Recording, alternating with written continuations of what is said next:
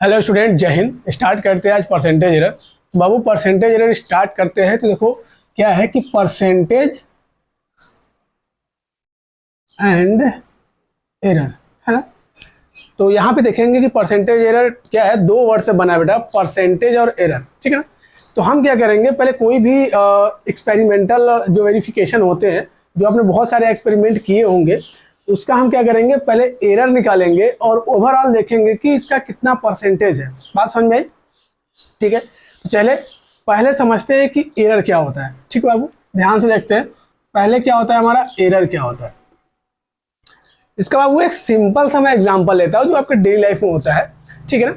कि अगर कंसिडर करो कि तुम क्या कर रहे हो कि जा रहे हो मार्केट, ठीक है ना, 1 केजी दाल लेना है, तुम मार्केट जा रहे हो, बट वहां पे तुम्हें उस जो दुकान से ले रहे हो तुम दाल, वो प्लास्टिक बैग के साथ क्या कर रहा है, उसका वेट कर रहा है ना। तुमने 1 केजी दाल मांगा, ध्यान समझो कि जो तुम्हारी वैल्यू कितनी है, वो 1 केजी दाल की है। 1 केजी दाल मतलब पल्सेस या पल्स, ठीक है ना। ओके, 1 केजी तुम्हें क्या लेना है, दाल लेना है बेटा, बट जो दुकानदार है वो प्लास्टिक के साथ क्या कर रहा है, उसको तौल दे रहा है। बात समझ आई? अब हम मान लेते हैं भाई, क्योंकि प्लास्टिक का कुछ ना कुछ तो वेट होगा ही, है ना। तो हम प्लास्टिक बैग का वेट क्या कर लेते हैं, कंसीडर कर लेते हैं। प्लास्टिक बैग का वेट जो है वो हम 1 ग्राम ले लेते हैं, है ना। तो बेटा तुम्हें चाहिए था 1 केजी मतलब 1000 ग्राम, बट बेटा उसने प्लास्टिक बैग के साथ दिया, तो 1 ग्राम प्लास्टिक बैग का भी ऐड करो। तुम्हें जो सब दाल मिले है बेटा, वो कितने मिले हैं, 999 ग्राम। मतलब कहीं ना कहीं तुम्हें दाल क्या हो रहा है, 1 ग्राम क्या हो रहा है, कम मिल रहा है बेटा। ये जो कमी आ रही है 1 ग्राम की, इसी को हम एरर कहते हैं, ठीक है। अब इस एरर का अगर हम 1000 ग्राम के रिस्पेक्ट में परसेंटेज निकाल लेंगे बेटा, तो उसी को हम परसेंटेज एरर कहते हैं। बात समझ में आई? ठीक है ना। डेली लाइफ में ऐसे बहुत सारे फिनोमेना है जहाँ पे एरर होता है।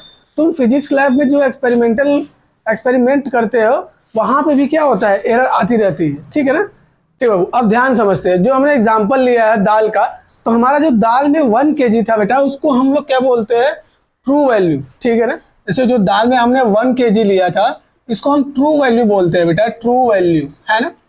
और ये जो हमारा 1 ग्राम आ रहा, सॉरी, ये जो 999 ग्राम हमें मिल रहा था, इसको हम क्या बोलते हैं बाबू, इंडिविजुअल वैल्यू, इंडिविजुअल वैल्यू। अब अगर on the basis of this experiment हम एरर निकाले, तो एरर 1 ग्राम का रहा था, मतलब बेटा क्या था, एरर निकालने के लिए true value minus individual value, ठीक है। तो ये माइंड में रखो, ये तुम्हारा एरर निकालने का फार्मूला होता है, ठीक है ना। अब एरर क्या होता है बेटा, 2 टाइप्स का होता है, ठीक है ना। तो एरर देखते हैं। ओके, तो बेटा एरर देखो, एरर कितने टाइप का होता है, 2 टाइप का। पहला जो होता है बेटा, वो होता है systematic error, systematic error. Okay, second जो होता है बेटा, वो होता है रैंडम एरर, रैंडम एरर, है ना। ठीक है। तो सिस्टमैटिक एरर देखो, सिस्टमैटिक एरर क्या होता है, जब हम कोई भी एक्सपेरिमेंट करते हैं, तो उस सिस्टम में जो एरर होगा, इंस्ट्रूमेंट के थ्रू हो सकता है ऑब्जर्वेशन लेने में हो सकता है, कैलकुलेशन करने में कुछ गड़बड़ी हो सकती है। तो इस तरीके के सारे एरर, ठीक है ना, हमारे किस में आएंगे, सिस्टमैटिक एरर में। बात समझे बाबू? तो सिस्टमैटिक कितने टाइप के होते हैं देख लो। सिस्टमैटिक एरर एक होता है इंस्ट्रूमेंटल एरर, सेकेंड होता है error due to imperfection, error due to imperfection, और थर्ड होता है बेटा, क्या होता है, ग्रॉस एरर, ग्रॉस एरर, ठीक है। बात समझ में आई? ओके, ध्यान से देखते हैं। बेटा इंस्ट्रूमेंटल एरर क्या होता है, मतलब जो इंस्ट्रूमेंट से हो, है ना। आप सेम चीज लो जो हमने एग्जांपल लिया था भाई, कि हम दाल लेने जा रहे हैं। समझो कि जो वेगिंग मशीन है, जिसपे हम क्या करते हैं, दाल को तौलते हैं या मापते हैं, उस वेटिंग मशीन में ही कुछ क्या है, कुछ प्रॉब्लम है ना। वो पहले से ही 100 ग्राम दिखा रहा है, ठीक है, वो सेट किया गया है कि भाई 100 ग्राम पहले से दिखा रहा है। तो आप क्या करोगे, जब उस पर अपनी दाल को क्या करोगे, मेजर करोगे, तो 100 ग्राम वैसा ही कम हो जाएगा, है ना। तो इस तरीके का जो एरर होता है बेटा, वो क्या होता है, इंस्ट्रूमेंटल एरर, है ना। ड्यू टू, ये क्या होता है, इंस्ट्रूमेंट के थ्रू ही होता है। बात समझ में? सेकेंड होता है बेटा एरर ड्यू टू इम्परफेक्शन, ठीक है ना। कभी कभी क्या होता है बेटा कि जब चीज़ों को क्या किया जाता है, एक्सपेरिमेंट की बात करें, अगर एक्सपेरिमेंट किया जाता है तो कभी कभी क्या होता है, एक्सपेरिमेंट के दौरान हमारे जो वैल्यू होती है वो थोड़ा सा डिफरेंस आने लगते हैं, और ये इम्परफेक्शन के थ्रू ही होता है, ठीक है ना। कोई भी प्रैक्टिकल बेटा बहुत सावधानी से, है ना, और अच्छे से करनी चाहिए, उसमें कोई भी इम्परफेक्शन नहीं होना चाहिए। जैसे अगर हम इसी इंस्ट्रूमेंटल एरर की बात करें, वही एग्जांपल ले लूँ मैं, दाल वाला, है ना। अगर दाल वाला यहाँ पे मान लो कि कोई एक बंदा है जो कि दाल को क्या कर रहा है, तोल रहा है ना, बात समझ रही, और वो सही से नहीं तोल रहा है, मतलब एक के बाद एक ऐसा कुछ कर रहा है, तो यहाँ पे क्या हो जाएगा, जो एरर होगी इम्परफेक्शन होगी, है ना। एरर ऑफ इम्परफेक्शन का एकदम बेस्ट एग्जांपल है बेटा, एग्जांपल समझो कि जो सोनार होते हैं, गोल्ड स्मिथ जिसको बोलते हैं, कभी भी देखना वो अगर सोने को तौलते हैं तो वो एक उनकी एक अलग से क्या होती है, वेटिंग मशीन होती है, और वो ग्लास के चेम्बर में बंद होती है। अब ऐसा क्यों होता है, समझो बात को।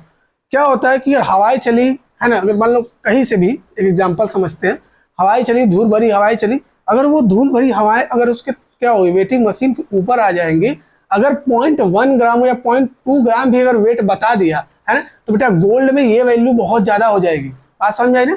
तो ये होता है एरर ड्यू टू इम्परफेक्शन। इसलिए क्या किया जाता है, सोनार जो होते हैं अपनी वेटिंग मशीन को क्या करते हैं, एक चेम्बर में रखते हैं ना, मैक्सिमम वो ग्लास का चेम्बर होता है, आप देखोगे, ठीक है। थर्ड क्या है, ग्रॉस एरर है। देखो ग्रॉस एरर जो होता है ये इम्प्रॉपर एडजस्टमेंट की वजह से होता है ना। एग्जांपल लो, अगर तुम्हें क्या करना है, 1 केजी दाल लेना है और 1 लीटर क्या करना है, तुम्हें दूध लेना है, तो तुम क्या कहोगे, 1 केजी अगर 1 केजी तुम दूध मांगोगे तब भी तुम्हें प्रॉब्लम होगी, और अगर तुम दाल को लीटर में चलोगे वेट करने तभी प्रॉब्लम होगी, बात समझा ना। तो दोनों में कहीं ना कहीं क्या होगा, एरर होगा। तो बेटा यहाँ पे बात समझो, ग्रॉस एरर में क्या होता है, अगर इम्प्रॉपर एडजस्टमेंट है तो आएगा, है ना। अब देखो रैंडम एरर में, देखो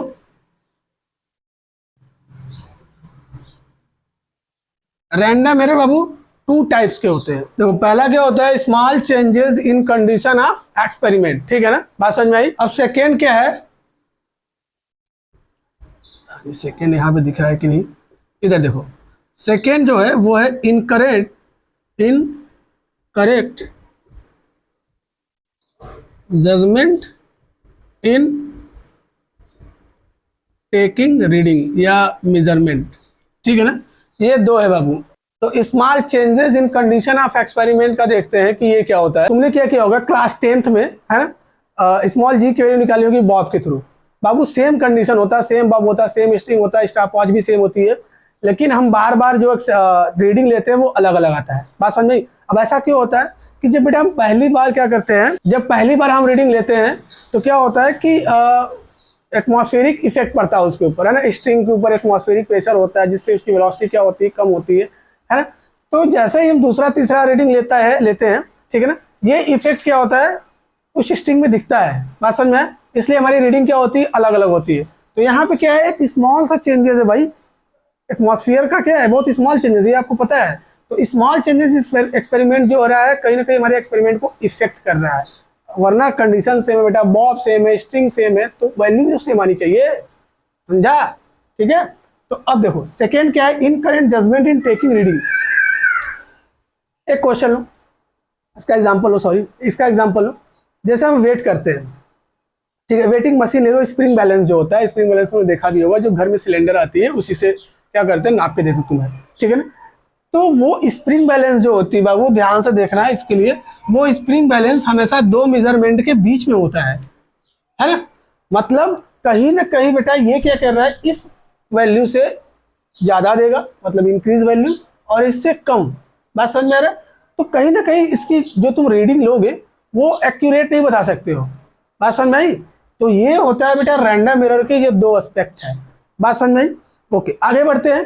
रैंडम एरर के इन दोनों एस्पेक्ट को क्या करने के लिए, कम करने के लिए हम क्या आगे कुछ प्रोसीजर पढ़ेंगे, ठीक है ना। तो देखो बाबू, अब हम क्या पढ़ेंगे, elimination of random error, method of elimination of random error. तो हेडिंग डाल लो, एलिमिनेशन ऑफ रैंडम एरर, ठीक है, ध्यान से देखो। तो देखते हैं क्या कि रैंडम एरर में हमने लिया था कि भाई सेम स्मॉल चेंजेस में, फर्स्ट टॉपिक उसकी बात करें, स्मॉल चेंजेस में ये रीडिंग क्या करते हैं, अलग अलग देते हैं, है ना। तो अगर कंसीडर कर लो फर्स्ट वाले के लिए, कि अगर तुम कोई भी एक एक्सपेरिमेंट कर रहे हो जिसमें रीडिंग क्या आ रहा है, A1, A2, A3, A4 dot dot dot dot कहाँ तक आ रहा है बेटा, AN आ रहा है ना।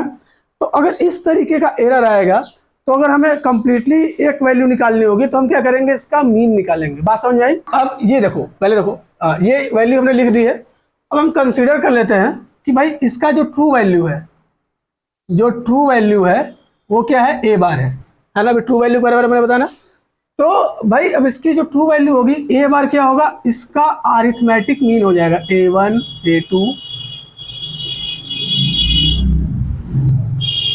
AN भाई जितने नंबर है ये, ठीक है ना बाबू। तो ये क्या हुआ, इसका अरिथमेटिक मीन हुआ। तो इसको क्या बोलते हैं बेटा, एब्सोल्यूट मीन। अब देखो इसको हम समेशन के फॉर्म में अगर शो करना चाहेंगे तो 1/a तो हमारा सॉरी 1/n जो है एज अ वैल्यू है, मतलब कांस्टेंट वैल्यू है क्योंकि n नंबर है। अब इसको ऐसे कर दो, summation i is equal 1 to और ये हो जाएगा ai, ठीक है ना। बात समझ में आई? तो अगर तुम्हें बोलेगा इस कंडीशन में कि भाई बहुत सारे एक्सपेरिमेंटल वैल्यू दे दिया गया है, रीडिंग दे दी गई है और अपने को क्या करना है, ट्रू वैल्यू निकालनी है, जितनी भी हमारी क्या होगी रीडिंग होगी हम उन सब की क्या कर लेंगे बेटा, अरिथमेटिक मीन निकाल लेंगे। इजी सा काम हो गया, फंडा है, सिंपल, ठीक। अगला जो है बेटा वो है एब्सोल्यूट एरर। एब्सोल्यूट एरर देखो, अब देखो एब्सोल्यूट एरर क्या होता है कि हमने अभी जो मीन वैल्यू निकाला है, मीन वैल्यू और ये जो हमने एक्सपेरिमेंटल लिया है मतलब इंडिविजुअल वैल्यू, ये सारे क्या है हमारे, ये सारे क्या है बेटा, इंडिविजुअल वैल्यू है ना, इंडिविजुअल वैल्यू, ठीक है। अब जो बेटा डिफरेंस होगा है ना, मीन वैल्यू और इंडिविजुअल वैल्यू का जो डिफरेंस होता है उसी को हम क्या बोलते हैं, एब्सोल्यूट एरर, ठीक है ना। अगर हम इसका अगर अकॉर्डिंग टू स्टेटमेंट चले, देखो यहाँ से, तो डेल्टा A1 इज इक्वल क्या हो जाएगा, मीन वैल्यू माइनस A1।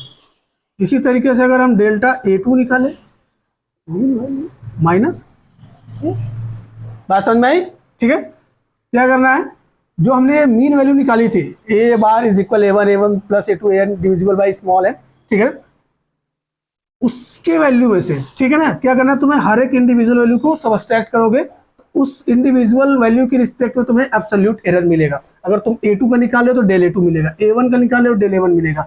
इसी तरीके से अगर बाबू तुम डेल AN निकाल रहे हो तो यहाँ पे डेल AN आएगा। बात समझ आई? तो ये था एब्सोल्यूट एरर का फार्मूला, बस माइंड में रखो फार्मूला, ये इजी हो जाएगा क्वेश्चन। अगला क्या है, मीन एब्सोल्यूट एरर। अगला जो है सॉरी, अगला जो है वो है मीन एब्सोल्यूट एरर, ठीक है बाबू। ध्यान से देखो, मीन एब्सोल्यूट एरर क्या करना है तुम्हें, अभी जो हमने एब्सोल्यूट एरर निकालना है ना, उसी का तुम्हें मीन ले लेना है, सिंपल। तो क्या होगा, del A bar is equal, ये है del A1 plus del A2 plus del A3 plus dot dot dot del AN divisible by n, ठीक है। अब क्या करना है, 1/n कॉमन, क्योंकि भाई हम ये कांस्टेंट है, इसको भी वैसे ही कर दो, डेल AI, ठीक है।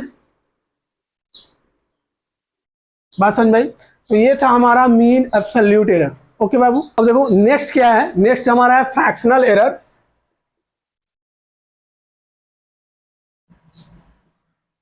फ्रैक्शन एरर और इसी को रिलेटिव एरर भी बोलते हैं, ठीक है ना। तो देखो फ्रैक्शनल एरर या रिलेटिव एरर जो होता है ना, फ्रैक्शनल एरर जो होता है हमारा, ये जो हमारा मीन एब्सोल्यूट एरर है डिविजिबल बाई ट्रू वैल्यू। बात समझ में, ठीक है ना। ये दोनों का रेशियो होता है, मीन एब्सोल्यूट एरर और ट्रू वैल्यू का क्या होता है बेटा, रेशियो होता है। बात माइंड में रखेंगे अपन, हाँ ठीक है, ओके। नेक्स्ट जो है परसेंटेज एरर है, परसेंटेज एरर। तो परसेंटेज एरर क्या होता है बेटा, जो हमारा ये आया है फ्रैक्शनल एरर आया है, इसी में हम क्या करेंगे 100 का मल्टीप्लाई कर देंगे, तो ये हमारा क्या है, परसेंटेज एरर हो जाएगा। ये बात समझ में आई, ठीक है। तो यहाँ ये जो है ये मेन वैल्यू बेटा, यही मेन फार्मूला है इसमें, ठीक है ना। ऐसा नहीं कि इन सब पे क्वेश्चन नहीं आता है, लेकिन इस पे बहुत ज़्यादा क्वेश्चन है तुम्हारे बुक में, ठीक है ना। तो माइंड में रखेंगे, सारे फार्मूले इंपॉर्टेंट है, सारे फार्मूलों को माइंड में रखेंगे, ओके। क्या होगा, परसेंटेज एरर में जो क्वेश्चन होते हैं कुछ तो एब्सोल्यूट मीन एरर पे होते हैं, कुछ मीन एरर पे होते हैं, वो तो हम फार्मूलेटेड निकाल लेंगे। बट कुछ क्वेश्चन क्या होते हैं बेटा, जो हमारा फिजिकल क्वांटिटी के फार्मूले होते हैं उस पे होते हैं, ठीक है। तो इस तरह के क्वेश्चन को कैसे सॉल्व करते हैं आओ देखते हैं, ठीक है। ध्यान से देखो, एक क्वेश्चन है P इज इक्वल, एक quantity P is equal a square b cube root c d, है ना। अब तुम्हें बोल दिया कि find the percentage error in P, mind में रखो क्या बोला है, find the percentage error in P।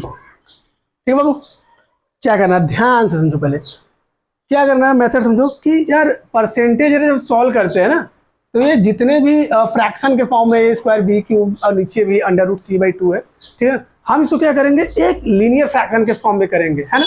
जैसे देखो अभी क्या करेंगे, यहाँ पे P इज इक्वल ये हो जाएगा ए स्क्वायर बी क्यूब, अब बेटा ये सी डी है ना, अंडर रूट क्या होगा सी डी, रूट की वैल्यू क्या होती है 1/2, ऊपर जाएगा तो क्या हो जाएगा -1/2, है ना। तो इसको हम क्या लिखेंगे, ए स्क्वायर बी क्यूब ब्रेक कर दो -1/2 डी पावर -1/2, ये हुआ P की वैल्यू, ठीक है। अगर इस तरह के कोई भी क्वेश्चन दिया है फार्मूले के फॉर्म में, ठीक है ना, तो पहले आप यहाँ तक आओगे, ये आपको नेसेसरी है इतना तक। अब समझो, जैसे ही हम परसेंटेज एरर लेंगे, जितने भी प्रोडक्ट है वो सब सम में बदल जाएंगे, है ना, सब ऐड होने लगेंगे, ठीक। देखो कैसे, delta P by P into 100, है ना, सॉरी पहले यहाँ पर ले लो, यहाँ पे लिख दो on taking percentage error, on taking percentage error, ठीक। अब देखो क्या हो जाएगा, यहाँ पे delta P by P into 100, this gives, इसको भी कर दो delta A by A into 100। जब परसेंटेज एरर लेंगे तो हम बोथ साइड का लेंगे, ठीक है ना, स्क्वायर है तो स्क्वायर कर दो, plus delta B by B into 100 cube, plus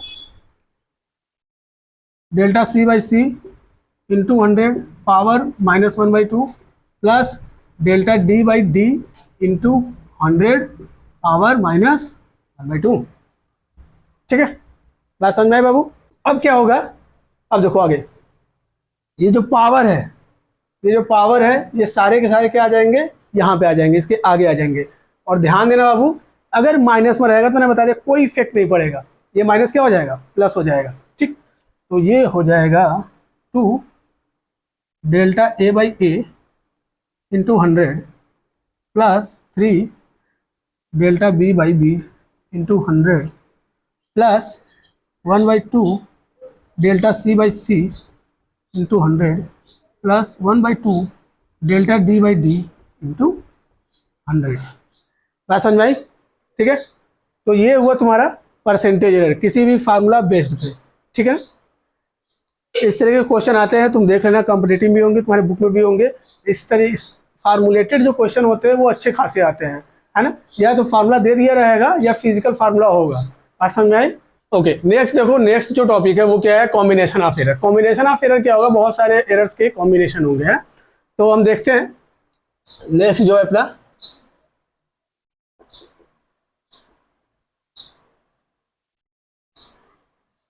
combination of error, ठीक है ना। तो हम कोई क्वांटिटी ले लेते हैं, कंसीडर कर लो कि z equal a plus b एक क्वांटिटी है ना। अब क्या हो रहा है कि भाई z में जो एरर है, ध्यान से रखो, प्लस माइनस डेल z है। सिमिलरली a में जो एरर होगा प्लस माइनस डेल a होगा, और b में जो एरर होगा प्लस माइनस डेल b होगा। अब ओवर ऑफ क्वांटिटी में अगर हम एरर देखें बाबू, इस क्वांटिटी में z is equal a b, ठीक है ना। तो यहां से देखो, तो नाउ द क्वांटिटी क्या हो जाएगी, z plus minus del z। Okay, तो a में क्या आ रहा था error, plus minus del a, तो a में ऐड कर दो a plus minus del a, बीच में क्या है plus b plus minus del b, है।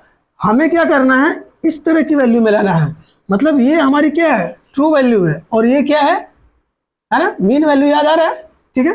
तो हमें क्या करना है कि भाई पहले ट्रू वैल्यू लाना है, फिर जो एरर है। बात समझ में आ रही। तो सिमिलरली देखो यहाँ पे, ये इसमें देखो यहाँ पे ट्रू वैल्यू और एरर दोनों है, इसमें भी ट्रू वैल्यू और एरर दोनों है।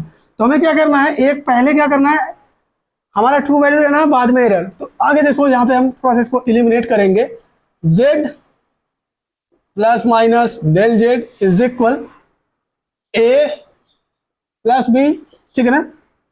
अब देखो ध्यान से, प्लस माइनस है, ठीक है, तो हम प्लस माइनस यहाँ से कॉमन निकाल लेते हैं, क्या बचेगा बेटा, del a plus del b, है ना। तो अब अगर हम इस क्वांटिटी में देखें यहाँ पे, तो अगर हम यहाँ पे डेल जेड की वैल्यू और कंपेयर करें, मतलब ओवरऑल हमें क्या निकालना है, एरर इन क्वांटिटी, है ना। तो सिंपली क्या करना है, अपने को लिखना है एरर इन क्वांटिटी, ठीक है ना। तो एरर इन क्वांटिटी का यहाँ से देखो कि तुम डेल जेड इज इक्वल कितना हो जाएगा बाबू, यहाँ पे ये हो जाएगा del A plus del B, है ना। तो ये क्या दे रहा है, maximum error in Z quantity. बात समझ में आई। तो ये था एडिशन। सिमिलरली सबट्रैक्शन भी होगा और मल्टीप्लीकेशन का भी होगा। तो मैं मल्टीप्लीकेशन का बता दे रहा हूँ, सबट्रैक्शन का आप कर लेना, ठीक है, सेम टू सेम ही है, ठीक है, ओके। तो कॉम्बिनेशन ऑफ एरर में हम अगला है बाबू मल्टीप्लीकेशन ऑफ एरर। कुछ नहीं है बेटा, बस सिमिलरली इसी तरीके से है मेरा लाल, ठीक है। z इज इक्वल, जैसे हमने एक क्वांटिटी अभी z is equal a plus b ले ली, तो हमें प्रोडक्ट में लेना है, तो बाबू हम क्या लिखेंगे, z is equal a b, simply, है ना। अब क्या करना है, देखो भाई z में हमारा एरर हम कंसीडर कर लेंगे कि प्लस माइनस डेल जेड है। सिमिलरली a में जो एरर होगा वो प्लस माइनस डेल a होगा, है ना। और b में भी क्या एरर होगा, plus minus del b, okay. अब देखो ध्यान से, हमें क्या करना है, प्रोडक्ट निकालना है। तो हम क्या करेंगे, जैसे यहाँ पे है सेम इसी जगह, मतलब यहाँ पे भी इंट्रोड्यूस करेंगे अपना एरर, ए में भी इंट्रोड्यूस करेंगे एरर, और बी में भी इंट्रोड्यूस करेंगे एरर, समझे, ओके बेटा। तो देखो ध्यान से बेटा, तो यहाँ पे लगाएंगे नाउ फ्रॉम, इसको फर्स्ट मान लो, इक्वेशन फर्स्ट, ठीक है ना। अब इक्वेशन फर्स्ट में हम क्या करेंगे बेटा, एरर को इंट्रोड्यूस करेंगे। तो ये हो जाएगा z plus minus del z, this gives a plus minus del a, है ना, b plus minus del b। ध्यान से देखो, अब क्या करेंगे बाबू, z plus minus del z is equal, multiply कर देते बेटा, ए बी हो जाएगा, b का मल्टीप्लाई करेंगे तो plus minus del a into B, plus plus minus का मल्टीप्लाई करेंगे तो सॉरी, तो ये हो जाएगा plus minus del B into A, ठीक है ना, ये इसका है प्लस, इन दोनों का मल्टीप्लाई करेंगे तो प्लस माइनस क्या हो जाएगा, del A into del B. बात समझ में आई, ठीक है, सेम मार्क है, ओके। अब क्या करना है बेटा कि हम LHS, मतलब इधर z से डिवाइड कर देते हैं और इधर AB से। बात समझ में आया, ठीक है ना। तो लिखेंगे on divided LHS by del z and RHS by a b, ठीक है।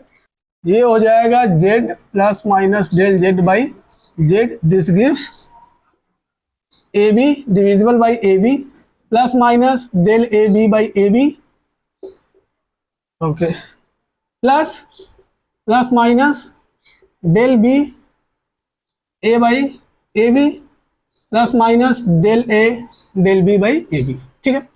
बात समझ में आई। अब देखो कैंसिल हो जाएगा और जेड से जेड बचेगा 1 plus del Z by Z, similarly 1 plus minus S, और बी से बी कट जाएगा, क्या बचेगा तुम्हारा, del A by A plus minus, देखो यहाँ से ए कट जाएगा, क्या बचेगा, डेल बी बाई बी। और ये देखो ध्यान समझो, डेल ए और डेल बी बहुत ही less quantity compare to A B. अब बेटा इसका प्रोडक्ट करोगे तो ये और भी क्या हो जाएगी, छोटी क्वांटिटी हो जाएगी, स्मॉल क्वांटिटी हो जाएगी, मतलब ये क्या कर देंगे हम, टेंस टू नेग्लेजिबल। बात समझ आई बेटा, इसको हम क्या कर देंगे, टेंस टू नेग्लेजिबल, ठीक है, तो उसको लीव कर देते हैं। अब देखो यहाँ से क्या होगा, 1 से 1 कैंसिल हो जाएगा, तुम्हारा क्या बचेगा, del Z by z, this gives, इधर से प्लस माइनस कॉमन ले लोगे तो del A by A plus plus del b by b, ठीक है। देखो ध्यान से, प्लस माइनस से प्लस माइनस चला जाएगा तो बचेगा del Z by z is equal del A by A plus del b by b, है ना। मतलब कि क्या है, ध्यान समझो बाबू, कि अगर हम प्रोडक्ट ले रहे हैं, दो क्वांटिटी का प्रोडक्ट ले रहे हैं एरर के साथ, तो उस क्वांटिटी में मैक्सिमम एरर इतना होगा। बात समझ में आई, ओके। देखो इस टॉपिक से थ्योरी और कॉन्सेप्ट हमारे बुक में होंगे, तो हमें क्या करना है, अभी बुक पढ़ लो, ठीक है ना। अगले सेक्शन में हम इस पे क्या करेंगे, क्वेश्चन लगाएंगे। वीडियो पसंद आई तो लाइक करें, दूसरे स्टूडेंट शेयर करें, जिससे क्या उन्हें भी इसके बारे में नॉलेज हो सके।